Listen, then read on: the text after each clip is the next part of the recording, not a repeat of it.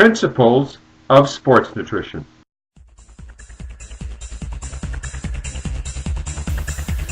Sit. We do it every day in trains, planes, and automobiles.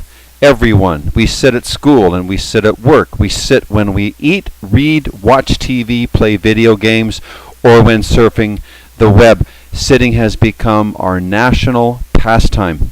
Whether socializing with friends, cheering for our favorite sports team, or waiting for the doctor, our posterior spends too much time parallel to the floor. Sedentary living adds to our burden of stress. It's that simple. It actually causes morbidity and increases mortality risk. If all you do is sit, you will die sooner than everyone else who's moving around. Storing energy without release spawns apathy and accelerates decay. It's much better to be a biological conduit. Move and let the energy of life flow through you. Prolonged inactivity destroys the immune system, robs the body of vital capacity, and greatly reduces human motivation. But when you fight the urge to do nothing and move your body, something wonderful happens. Now, there's a huge difference between physical activity and exercise. They're not the same thing, and because most people don't know the difference, they get away without actually doing exercise. So here's exercise defined. Exercise is a component of physical activity. The difference between exercise and physical activity is that exercise is structured and designed specifically to achieve, maintain, and improve physical fitness. The sole purpose of exercise is to improve our ability to perform within the context of optimum health. So physical activity, not exercise, refers to any expenditure of energy brought about by bodily movement through the contraction of skeletal muscles. This includes a complete spectrum of activity ranging from very low resting levels to maximal exertion. So exercise is a component of physical activity. Physical activity is like the universe of movement, and one of the stars in the universe, the one that burns the most brightly, is exercise. Exercise is a science. Exercise is the means to the end. The end is the ability to manage and retain your function as you age. This is what life extension is all about, understanding exercise as a science. And through observation, we have to all agree that every university in the world has a department called exercise physiology. Why?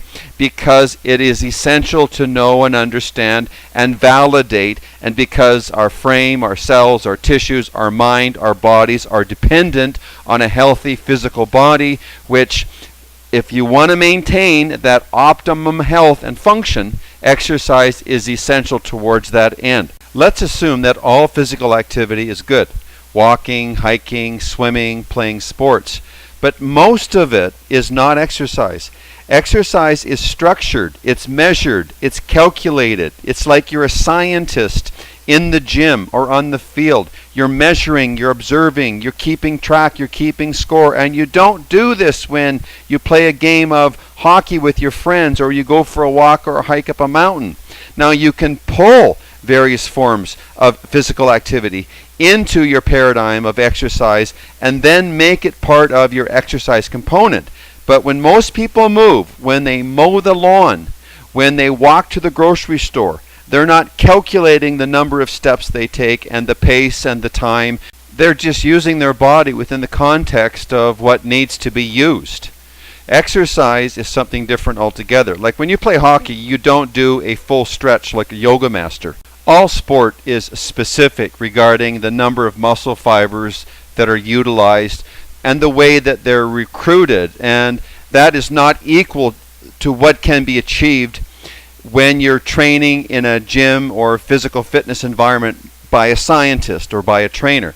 So physical fitness is measured by strength and endurance of muscles, joint flexibility, body composition, and cardiorespiratory endurance. All of these attributes change in response to appropriate physical conditioning, and they're all related to health. So an exercise program should be structured with these guidelines in mind. Is your exercise program complete? If all you do is walk or hike up a mountain, you're still missing out on the value of stretching and the great benefits of muscle remodeling and the anabolic flux created through resistance training. Now, all of these things are critical. None of them is more important than the other. Remember, the purpose of exercise is to maintain or improve health, not destroy it. As true athletes, we're all working towards the same goal, optimum fitness for life. But we have to understand what fitness is, why we would want to achieve it, and what the value is. And ultimately, as I mentioned, sitting around is going to get us nowhere fast. Actually, it will get us somewhere fast, and that is into the grave. So if we want to live, and we want to live well, we want to compress morbidity, we want to stave off disease, infection, we want to feel good about the way we look and the way we function, then physical activity becomes the end in mind. But to achieve that end, to preserve our form and function, we exercise as scientists 1 hour, 5 days a week. That's all we need to do. And in that 1 hour, we are going to attack the body.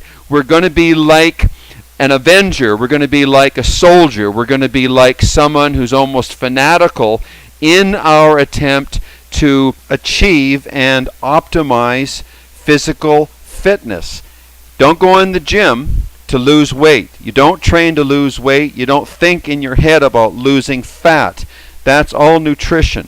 What you need to focus on in the gym when you exercise is fitness, VO2 max, flexibility, muscle size, and muscle strength. Remember, it's all about the muscle, because the muscle, as vindicated by science, is the health engine. As we age, due to the catabolic stresses of life and stress itself, we lose the most important element of our function and form, and that's our beautiful, wonderful muscle. So keep the muscle alive. That's where fats are burned. That's where the energy is distributed. That's where ATP is manufactured. It's all about the muscle. And of course, the muscle comes through the mind. So get your mind focused on what health really is and what it takes to achieve it.